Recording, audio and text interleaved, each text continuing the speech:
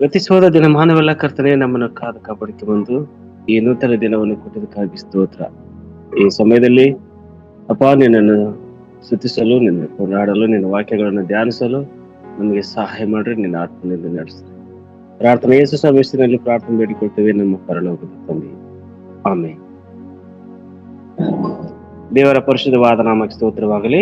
ಇವತ್ತು ದೇವರ ವಾಕ್ಯವನ್ನು ಧ್ಯಾನ ಮಾಡುವಂತ ಸಮಯದಲ್ಲಿ ಮತ್ತಾಯನ ಬರೆದ ಸುವಾರ್ತೆ 6ನೇ ಅಧ್ಯಾಯ 16ನೇ ವಚನದಿಂದ 23ನೇ ವಚನದ ತನಕ ನಾವು ದೇವರ ವಾಕ್ಯ ಧ್ಯಾನ ಮಾಡಲಿಕ್ಕಿದ್ದೇವೆ.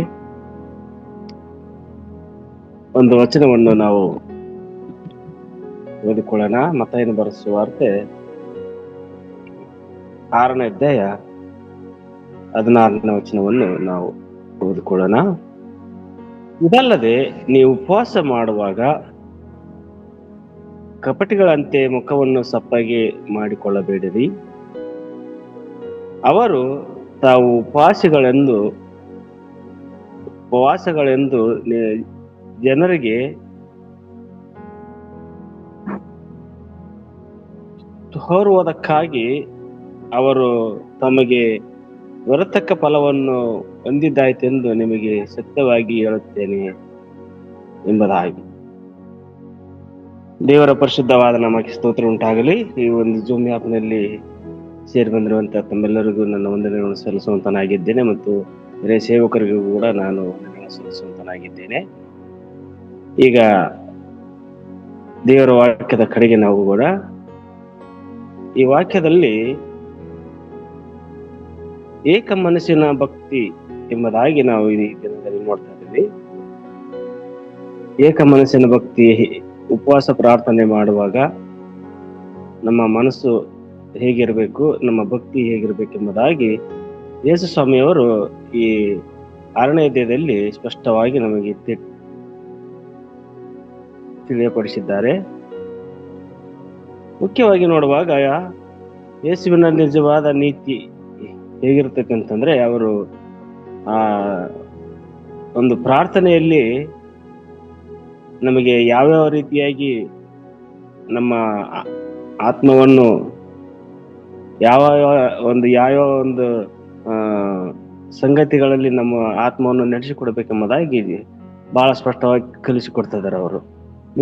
ಮುಖ್ಯವಾಗಿ ಉಪವಾಸ ಮಾಡುವಾಗ ನಮಗೆ ಏನಿರಬಾರದು, ಏನಿರಬೇಕೆಂಬುದಾಗಿ ಅವರು ಹೇಳ್ಕೊಡ್ತಾ ಇದ್ದಾರೆ.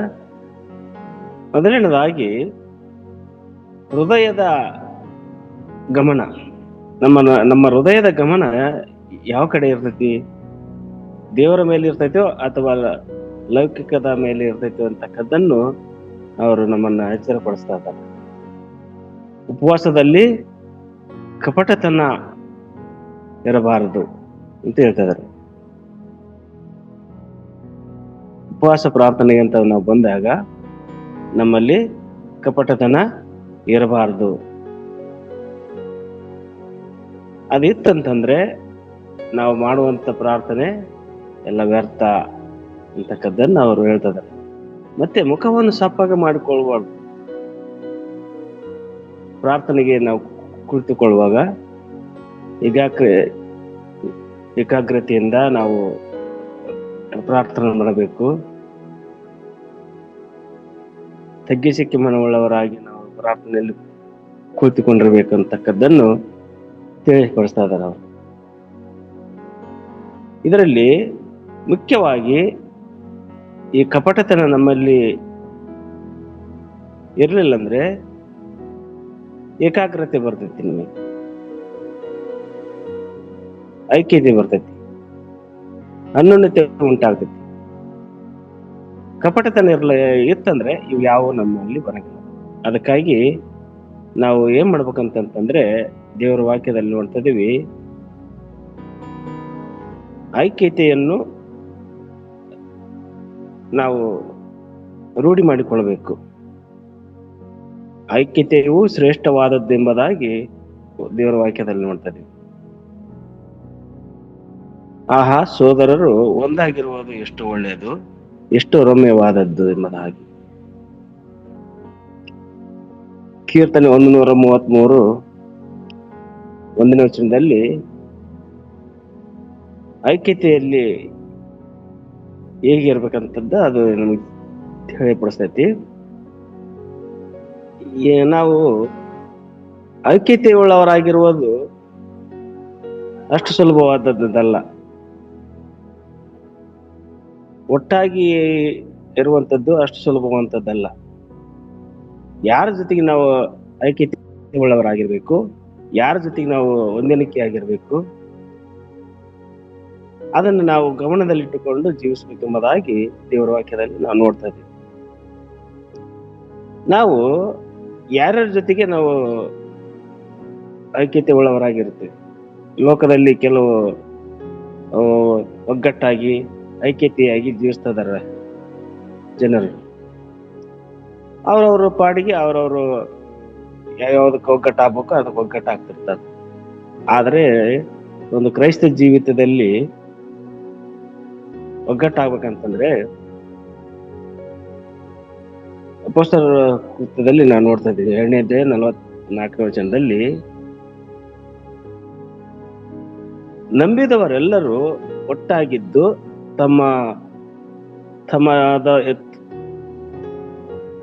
ತಮ್ಮದೆಲ್ಲವನ್ನು ಉದುವಾಗಿ ಅನುಭವಿಸುತ್ತಾ ತಮ್ಮ ತಮ್ಮ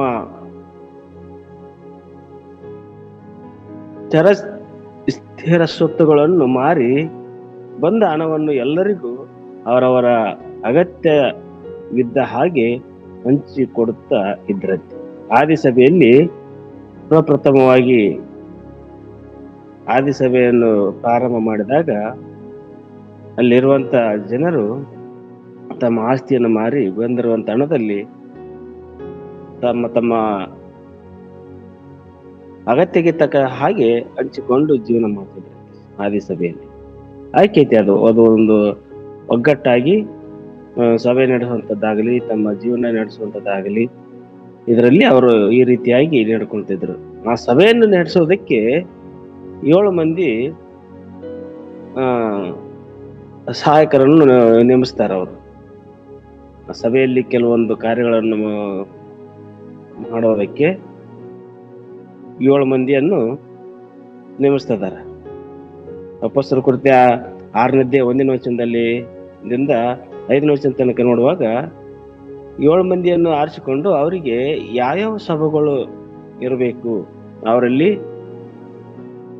ಆ ಸಭೆಗಳು ಇದ್ರೆ ಮಾತ್ರ ಅವರು ಐಕ್ಯತೆಯಿಂದ ಸಭೆಯಲ್ಲಿ ಕಾರ್ಯಗಳನ್ನು ಮಾಡೋದಕ್ಕೆ ಸಾಧ್ಯ ಅಂತ ಹೇಳಿ ಹಿರಿಯ ಸೇವಕರುಗಳು ಒಳ್ಳೆ ರೀತಿಯಾದಂಥ ಯೋಜನೆಗಳನ್ನು ಹಾಕಿಕೊಂಡು ಪ್ರಾರ್ಥನೆ ಪೂರ್ವಕವಾಗಿ 7 ಮಂದಿಯನ್ನು ಸಭೆಯಲ್ಲಿ ನೇಮಿಸ್ತಾ ಇದ್ದಾರೆ. ಅವರಿಗೆ ಏನೇನು ಇದ್ದು ಅಂತಂತಂದ್ರೆ ಅವರು ಸಂಭಾವಿತರು ಆಗಿದ್ರು, ಪವಿತ್ರಾತ್ಮ ಭರಿತರಾಗಿದ್ರು, ಜ್ಞಾನ ಸಂಪನ್ನ ಆಗಿದ್ರು 7 ಜನ. ಹಾಗಿದ್ದಾಗ ಮಾತ್ರ ಸಭೆ ಐಕ್ಯತೆಯಿಂದ ಒಗ್ಗಟ್ಟಿನಿಂದ ನಡೆಯೋದಕ್ಕೆ ಸಾಧ್ಯ.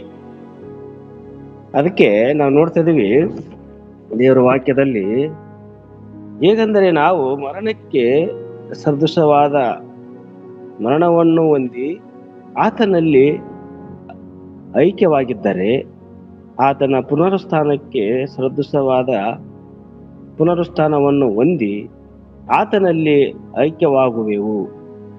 ಪಾಪದೀನ ಸ್ವಭಾವವು ನಾಶವಾಗಿ ನಾವು ಇನ್ನು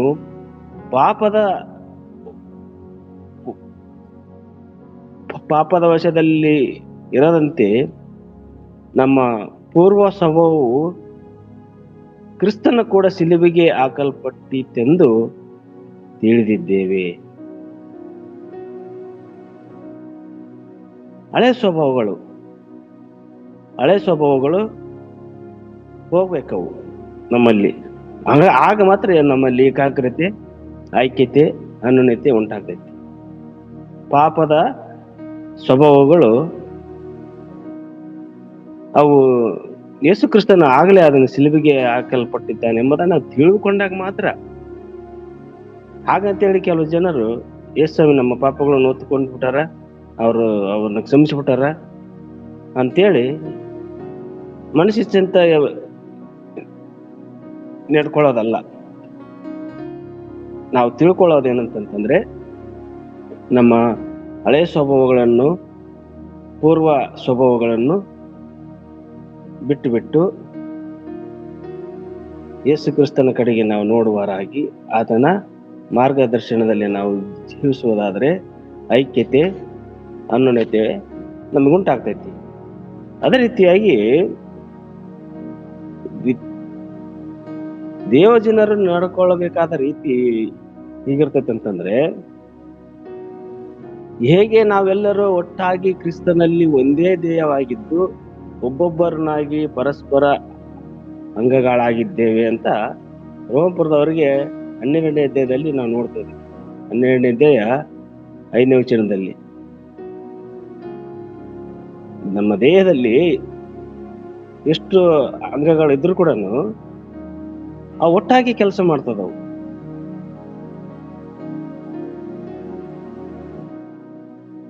ಕಾಲು ನಾನು ನಡೆಯಕ್ಕಾಗಲ್ಲ ಅಂತಂತ ಹೇಳಿದ್ರ ಕೈ ಕಣ್ಣುಗಳು ಏನು ಮಾಡಕ್ಕಾಗಲ್ಲ.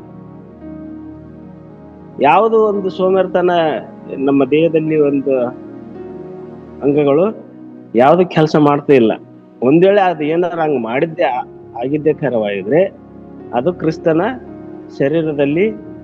ಶರೀರ ಅಂಗವಾಗಿರಲಿಕ್ಕೆ ಸಾಧ್ಯವಿಲ್ಲ. ಎಲ್ಲ ಅಂಗಗಳು ಒಟ್ಟಾಗಿ ಐಕ್ಯತೆಯಿಂದ ಕಾರ್ಯ ಸಾಧಿಸುವಾಗ ಮಾತ್ರ ನಮ್ಮ ದೇಹ ಚಲವಣೆಯಲ್ಲಿ ಇರುವುದನ್ನು ನಾವು ನೋಡ್ತಾ ಇದ್ದೀವಿ. ನಾವು ಐಕ್ಯತೆಯಿಂದ ಏಕ ಮನಸ್ಸಿನ ಭಕ್ತಿಯಿಂದ ನಾವು ಜೀವಿಸ್ಬೇಕಂತ ಪ್ರಯತ್ನ ಮಾಡ್ತಾ ಇದೀವಿ. ಇನ್ನೊಂದು ಕಡೆ ನಾವು ಏನ್ ಮಾಡ್ತೀವಿ ಅಂದ್ರ ಯಾರ ಬಳಕೆಯಲ್ಲಿ ನಾವು ಇರ್ತೀವಿ ಅಂತಕ್ಕದ್ದನ್ನು ಗಮನದಲ್ಲಿ ನಮಗಿರಲ್ಲ. ನಾವು ಅನೇಕ ಸಲ ಆಲೋಚನೆ ಮಾಡಿರ್ತೀವಿ, ನಾವು ಒಂದೇ ಮನಸ್ಸುಳ್ಳವರಾಗಿರ್ಬೇಕು, ಐಕ್ಯತೆಯಿಂದ ಇರ್ಬೇಕು ಅಂತೇಳಿ ಮನಸ್ಸು ಮಾಡಿರ್ತೀವಿ. ಆದ್ರೆ ನಮ್ಮ ದಿನಚರಿ ಜೀವನದ ಒಂದು ಬಳಕೆ ಯಾರ ಸಂಗಡ ಇದೆ ಅಂತಕ್ಕದನ್ನು ಗಮನದಲ್ಲಿ ನಾವು ಇಟ್ಕೊಳ್ಬೇಕಾಗ್ತೈತಿ. ಹೇಗಂತಂದ್ರೆ ದೀನರ ಸಂಗಡ ನಮ್ಮದು ಬಳಕೆಯಾಗಿರ್ಬೇಕಂತ. ತಗ್ಗಿಸಿಕೆ ಉಳ್ಳವರು, ದೇವರ ಮುಂದೆ ತಗ್ಗಿಸಿಕೆ ಉಳ್ಳವರ ಆಗಿರ್ಬೇಕು. ಅವರು ಮನುಷ್ಯರಲ್ಲಿ ಕೂಡ ತಗ್ಗಿಸಿಕೆ ಉಳ್ಳವರಾಗಿರ್ಬೇಕು. ಅಂತರ ಸಂಗಡ ನಮ್ಮ ಒಂದು ಬಳಕೆ ಇತ್ತ ಅಂದ್ರೆ ನಮ್ಮಲ್ಲಿ ಏಕಾಗ್ರತೆ, ಐಕ್ಯತೆ ಉಂಟಾಗ್ತೈತಿ. ರೋಮಪುರದವರಿಗೆ 12ನೇ ಅಧ್ಯಾಯ 16ನೇ ವಚನದಲ್ಲಿ ಹೇಳ್ತಾನ ಪೌಲನು, ನಿಮ್ಮೊಳಗೆ ಏಕ ಮನಸ್ಸುಳ್ಳವರಾಗಿರಲಿ, ದೊಡ್ಡ ಸ್ಥಿತಿಯ ಮೇಲೆ ಮನಸ್ಸಿಡದೆ ದೀನರ ಸಂಗಡ ಬಳಕೆಯಲ್ಲಿರಿ, ನಿಮ್ಮನ್ನು ನೀವೇ ಬುದ್ಧಿವಂತರೆಂದು ಎನಿಸಿಕೊಳ್ಳಬೇಡಿರಿ. ದೀನರ ಸಂಗಡ, ತಗ್ಗಿಸಿಕೆ ಉಳ್ಳವರ ಸಂಗಡ, ಈ ರೀತಿಯಾದಂತ ಬಳಕೆಯಲ್ಲಿ ನಾವಿರುವಾಗ ನಮ್ಮಲ್ಲಿ ಏಕಾಗ್ರತೆ, ಐಕ್ಯತೆ ಉಂಟಾಗೋದಕ್ಕೆ ಸಾಧ್ಯ. ಅವ್ರು ಹೇಳ್ತಾದ್ರ, ಪ್ರತಿಯೊಬ್ಬರು ತನ್ನ ಇಷ್ಟದಂತೆ ನಡೆಯದೆ ಎಲ್ಲರೂ ಭಕ್ತಿ ವೃದ್ಧಿ ಆಗುವಂತೆ ನಡೆಕೊಳ್ಳಬೇಕೆಂಬುದು ಪೌಲನ ತಾತ್ಪರ್ಯ ಇದೆ. ಈ ರೋಮಪುರದವರಿಗೆ 14ನೇ ಅಧ್ಯಾಯ 19ನೇ ವಚನದಲ್ಲಿ ಏನ್ ಹೇಳ್ತಾರ ಅವ್ರು ಅಂತಂದ್ರೆ, ಎಲ್ಲರಿಗೂ ಭಕ್ತಿ ವೃದ್ಧಿ ಆಗ್ಬೇಕು, ಆ ರೀತಿ ನಮ್ಮ ನಡವಳಿಕೆ ಇರಬೇಕು ಅಂತ ಹೇಳ್ತಾ ಇದಾರೆ. ತನ್ನ ಇಷ್ಟದಂತೆ ನಡೆಯುವಂಥದ್ದಲ್ಲ. ಸಭೆಯಲ್ಲಿ ನಾನು ಒಬ್ಬನು ಈ ರೀತಿಯಾಗಿ ನಾನು ನನ್ನ ಇಷ್ಟದಂತಾಗ ನಡಿತೀನಿ, ಆ ರೀತಿಯಾದಂತ ಭಕ್ತಿ ದೇವರಿಗೆ ಇಷ್ಟವಾದದ್ದಲ್ಲ. ತನ್ನ ಇಷ್ಟದಂತೆ ನಾನು ಜನರ ಕಣ್ಣಿಗೆ ಹಂಗ್ ತೋರ್ಸ್ಕೋಬೇಕು, ನಾನು ಹಿಂಗ್ ತೋರ್ಸ್ಕೋಬೇಕು, ನಾನು ಪರಿಶುದ್ಧನಂತೇಳಿ ಹಿಂಗ್ ಕಾಣಿಸ್ಕೊಳ್ಬೇಕು, ಹಂಗ್ ಕಾಣಿಸ್ಕೊಳ್ಬೇಕು ಅಂತ ಹೇಳಿ ಇನ್ನು ಪಕ್ಕದಲ್ಲಿದ್ದಂತ ಜನರಿಗೆ ಅದು ಭಕ್ತಿ ಉಂಟಾಗ್ಬೇಕಂತಿ. ನಾವು ನಡೆಯೋದಾಗ್ಲಿ, ನಾವು ಮಾತಾಡೋದಾಗ್ಲಿ, ಅದು ಭಕ್ತಿ ವೃದ್ಧಿ ಉಂಟು ಮಾಡಿರ್ಬೇಕಂತೆ. ಅದು ಆಗ ನಡ್ಕೋಬೇಕಂತಿ. ತನ್ನಷ್ಟಕ್ಕೆ ತಾನು ನಡ್ಕೊಳ್ಳುವಂತಿಲ್ಲ.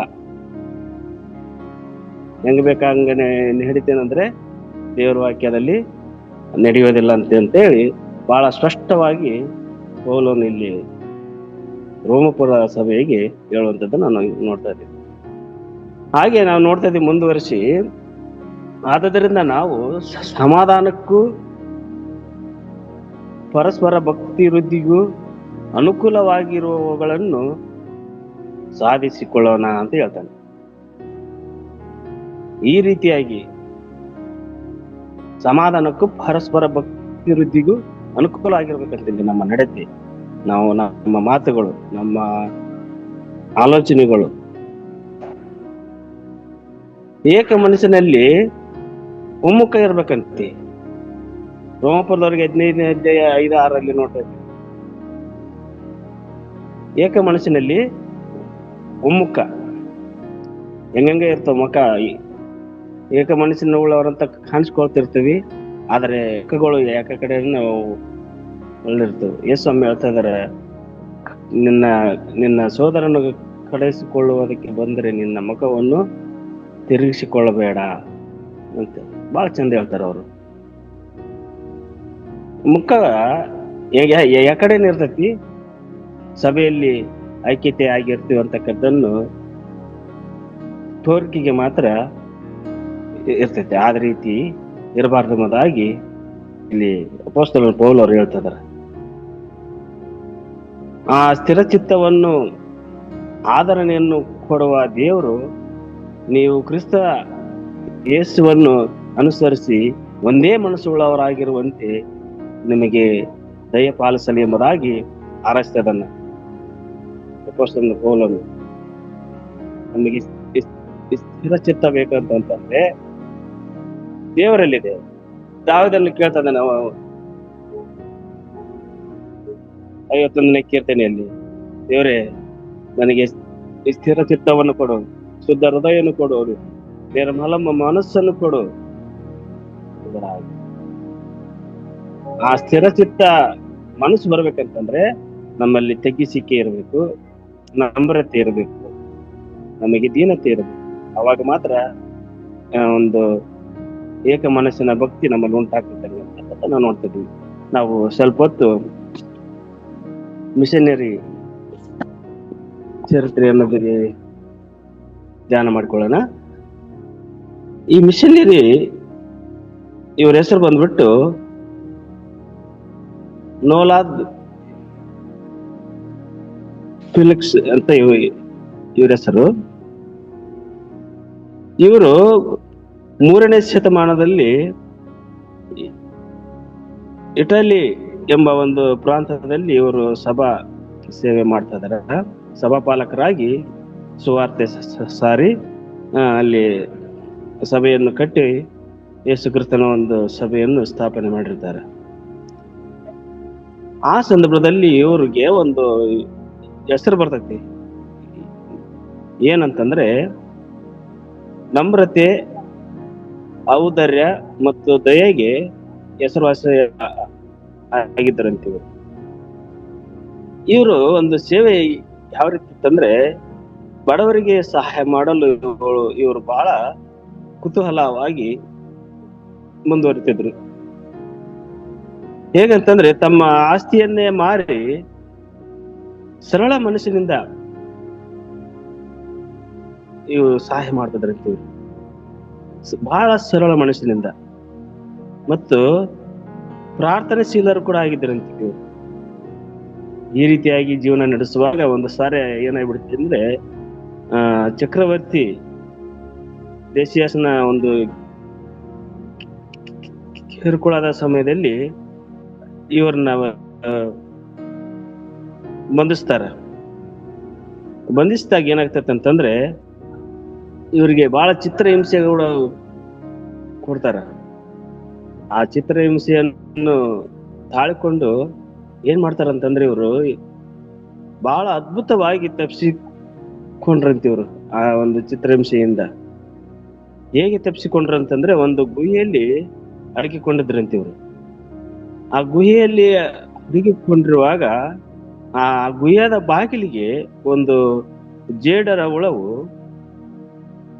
ಬಲೆ ಎಣೆದು ಬಿಡ್ತಂತಿ. ಬಾಗಲ ಆ ಬಾಗಲದೊಳಗೆ ಹೋಗಕ್ಕ ಆಗದೆ ಇರುವಂತ ತರ ಮುಚ್ಚಿ ಬಿಡ್ತಂತೆ ಅದನ್ನ. ಆ ರೀತಿಯಾಗಿ ಆ ಜೇಡರ ಬಲೆ ಎಣೆದದ್ದು ಆತನನ್ನು ಹುಡುಕೋದಕ್ಕೆ ಬಂದಿರುವಂತ ಜನರಿಗೆ ಇವರು ಫಿಲಿಕ್ಸ್ ಅವರು ಸಿಗ್ಲಿಲ್ಲ. ಆ ನಂತರದಲ್ಲಿ ಕೆಲವು ದಿನಗಳಾದ್ಮೇಲೆ ಮತ್ತು ಅವರು ಶಾಂತಿಯಿಂದ ಮರಳಿ ಸೇವೆಯನ್ನು ಪ್ರಾರಂಭ ಮಾಡ್ತಾರ. ಯಾವ ರೀತಿ ಮತ್ತೆ ಪ್ರಾರಂಭ ಮಾಡ್ತಾರಂದ್ರೆ, ಮೊದಲಿನ ತರ ಮಾಡಕ್ ಆಗ್ಲಿಲ್ಲ ಅವ್ರಿಗೆ. ಹೇಗಿರುತ್ತೆ ಅಂತಂದ್ರೆ, ಸದ್ದಿಲ್ಲದೆ ಒಂದು ಸೇವೆಯನ್ನು ಪ್ರಾರಂಭ ಮಾಡ್ತಾರೆ. ಆತ್ಮಗಳ ಗೆಲ್ಲಬೇಕು, ಆತ್ಮಗಳನ್ನು ಅನೇಕ ಜನರಿಗೆ ಸುವಾರ್ತೆ ಸಾರಬೇಕು, ಅನೇಕ ಆತ್ಮಗಳನ್ನು ದೇವರ ಕಡೆಗೆ ಹೇಳಿ ಸದ್ದಿಲ್ಲದೆ ಮತ್ತು ಅವರು ಸುವಾರ್ತೆಯನ್ನು ಸಾರಿದ್ದನ್ನು ನಾವು ನೋಡ್ತಾ ಇದೀವಿ. ಅವರು ಕ್ರಿಸ್ತ ಶಕ 250 ನಿಧನ ಆಗ್ತಾರೆ. ಈ ರೀತಿಯಾದಂತ ಅವರು ಸೇವೆ ಮಾಡಿ ತಮಗಿರುವಂತ ಆಸ್ತಿ ಎಲ್ಲ ಮಾರಿ ಸೇವೆಯನ್ನು ಮಾಡಿದಂತ ಫಿಲಿಕ್ಸ್ ಅವರು ಈ ದಿನದಲ್ಲಿ ಅವರ ಒಂದು ಸೇವೆಯ ಕುರಿತು ನಾವು ಧ್ಯಾನ ಮಾಡ್ತಾ ಇದ್ದೀವಿ. ಏಕೆ ಅಂತಂದ್ರೆ, ಇದು ಏಕ ಮನಸ್ಸಿನ ಭಕ್ತಿ ಅವರಲ್ಲಿ ಇದ್ದದ್ರಿಂದ. ಮತ್ತೆ ನಾವು ನೋಡ್ತಾ ಇದ್ದೀವಿ, ಅವರಲ್ಲಿ ಕಾಣಿಕೆ ಕೊಡುವ ವಿಷಯದಲ್ಲಿ ಕೂಡ ಯೇಸುಸ್ವಾಮಿಯಲ್ಲಿ ಮತ್ತಾಯದಲ್ಲಿ ಹೇಳಿದ ಹಾಗೆ, ಭೂಲೋಕದಲ್ಲಿ ಗಂಟು ಮಾಡಿಟ್ಟುಕೊಳ್ಳಬೇಡಿರಿ ಎಂಬುದಾಗಿ. ಕಾಣಿಕೆ ಯಾವ ರೀತಿ ಕೊಡಬೇಕು, ಹೇಗೆ ಕೊಡಬೇಕು ಅಂತಕ್ಕದ್ದನ್ನು ಈ ಭೂಲೋಕದಲ್ಲಿ ಅದು ಇಟ್ಟರೆ ಋಷಿ ಹಿಡಿದು ಕೆಲಬತ್ತಿ ಹೋಗ್ತೈತಿ. ನೀವು ಏನ್ ಮಾಡ್ಬೇಕಂತಂದ್ರೆ,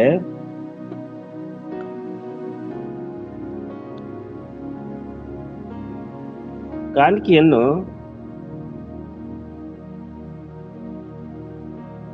ಭೂಮಿ ಮೇಲೆಲ್ಲ ಸ್ವರ್ಗದಲ್ಲಿ ಸಂಪತ್ತನ್ನು ಸಂಗ್ರಹಿಸಿರಿ ಅಂತ ಹೇಳಿ ಇದು ತಲೆಬರ ಕೊಟ್ಟಿದ್ದಾರೆ. ಈ ರೀತಿಯಾಗಿ ಕಾಣಿಕೆ ನಾವು ಕೊಡುವುದರಲ್ಲಿ ಹಿಂದೇಟ ಹಾಕ್ಬಾರ್ದು. ಮೂರನೇದಾಗಿ ದೃಷ್ಟಿಯೊಂದಿಗೆ ದೇವರ ಮೇಲೆ ಕೇಂದ್ರೀಕರಿಸಿಕೊಳ್ಬೇಕಂತ. 22-23 ವಚನದಲ್ಲಿ ನಮ್ಮ ಕಣ್ಣು ನಮ್ಮ ದೇಹಕ್ಕೆ ದೀಪವಾಗಿದೆ, ಅದನ್ನ ಆ ದೃಷ್ಟಿ ದೇವರ ಮೇಲೆ ಇರಲಿ, ಲೋಕದ ಮೇಲೆ ಬೇಡ ಅಂತ ಹೇಳಿ ಯೇಸುಸ್ವಾಮಿ ಅವರು ಇಲ್ಲಿ ಬಹಳ ಚಂದವಾಗಿ ಹೇಳಿರುವಂಥದ್ದು ನಾವು ನೋಡ್ತಾ ಇದ್ದೀವಿ. ಹೀಗೆ ನಾವು ನಮ್ಮಲ್ಲಿ ನಮ್ರತೆ, ದೀನತೆ, ತಗ್ಗಿಸಿಕೆ, ಐಕ್ಯತೆ ಇವುಗಳಲ್ಲಿ ನಾವು ನಡೆಯುವುದಕ್ಕೆ ದೇವರೇ ನಮಗೆ ಸಹಾಯ ಮಾಡಬೇಕಾಗಿದೆ. ನಾವು ಪ್ರಾರ್ಥನೆ ಮಾಡಿಕೊಳ್ಳೋಣ. ಪರಿಶುದ್ಧನು ನೀತಿಯುಳ್ಳ ನಮ್ಮ ನೀರಿನಿಗೆ ಸ್ತೋತ್ರವಲ್ಲಿ ರಾಜ. ನಮ್ಮ ಚಿತ್ತದಂತೆ ನಮ್ಮ ಅನಿಸಿಕೆ ತಕ್ಕ ಹಾಗೆ ಜೀವಿಸದೆ ನಿನ್ನ ವಾಕ್ಯಗಳನ್ನು ಅನುಸರಿಸಿ ಏಕಾಗ್ರತೆಯಲ್ಲಿ, ಐಕ್ಯತೆಯಲ್ಲಿ, ಅನುನ್ನತಿಯಲ್ಲಿ ನಮ್ಮ ನಡೆಸಪ್ಪ. ವಾಕ್ಯಗಳನ್ನು ಧ್ಯಾನಿಸಿದ್ದೇವೆ ಸ್ವಾಮಿ. ಇದನ್ನು ಧ್ಯಾನಿಸುವುದು ಮಾತ್ರವಲ್ಲ, ಅದನ್ನ ಅನುಸರಿಸಿ ನಡೆಯುವುದಕ್ಕೆ ಬೇಕಾಗಿರುವಂತ ನಿನ್ನ ಆತ್ಮನ ಸಹಾಯ ನಮಗೆ ಬೇಕು ರಾಜ. ದೇವರೇ, ನಿನ್ನ ಸೇವಕರು ಲೋಕದಲ್ಲಿ ಸ್ವಾಮಿ ಸುವಾರ್ತೆ ಸಾರುವಾಗ ಎಷ್ಟೋ ಕಷ್ಟಗಳು, ಸಂಕಟಗಳು ಬಂದಾಗಲೂ ಸ್ವಾಮಿ ಪ್ರಾಣಾಪಾಯದಿಂದ ತಪ್ಪಿಸಿ ಕರ್ತನೆ ನಿನ್ನ ಸೇವೆಯನ್ನು ಬೇರೆ ಬೇರೆ ವಿಧವಾದ ಒಂದು ರೀತಿಯಲ್ಲಿ ನಡೆಸ್ತಾ ಇದ್ದೀರ ರಾಜ. ಸ್ತೋತ್ರ. ಫಿಲಿಕ್ಸ್ ಎಂಬವರನ್ನು ಸ್ವಾಮಿ ಆ ಜೇಡರ ಓಳದಿಂದ ಸ್ವಾಮಿ ನೀನು ರಕ್ಷಿಸಿದ್ದ ರಾಜ. ದೇವರೇ, ನೀನು ದೊಡ್ಡ ದೇವರಪ್ಪ. ನೀನು ನಮಗೆ ಅಸಾಧ್ಯವಾದ ಕಾರ್ಯಗಳು ನಿನಗೆಲ್ಲ ಸಾಧ್ಯಪ್ಪ. ನಮ್ಮನ್ನು ಕಾಯುವುದಕ್ಕೆ ಕರ್ತನೆ ಒಂದು ಸಣ್ಣ ಹುಳ ಬಿಟ್ಟಿದ್ದಿ ರಾಜ. ಹೌದು ರಾಜ, ಇವತ್ತಿನ ದಿನದಲ್ಲಿ ಕೂಡ ಸ್ವಾಮಿ ನಿನ್ನ ಸೇವಕರು ದೇಶದಲ್ಲಿ ಅನೇಕ ಕಡೆಯಲ್ಲಿ ಸ್ವಾರ್ಥ ಸಾರ್ಥ ಅನೇಕ ಕಷ್ಟ ಹಿಂಸೆಗಳು ಕರ್ತನೆ ಬರ್ತದೋ ರಾಜ.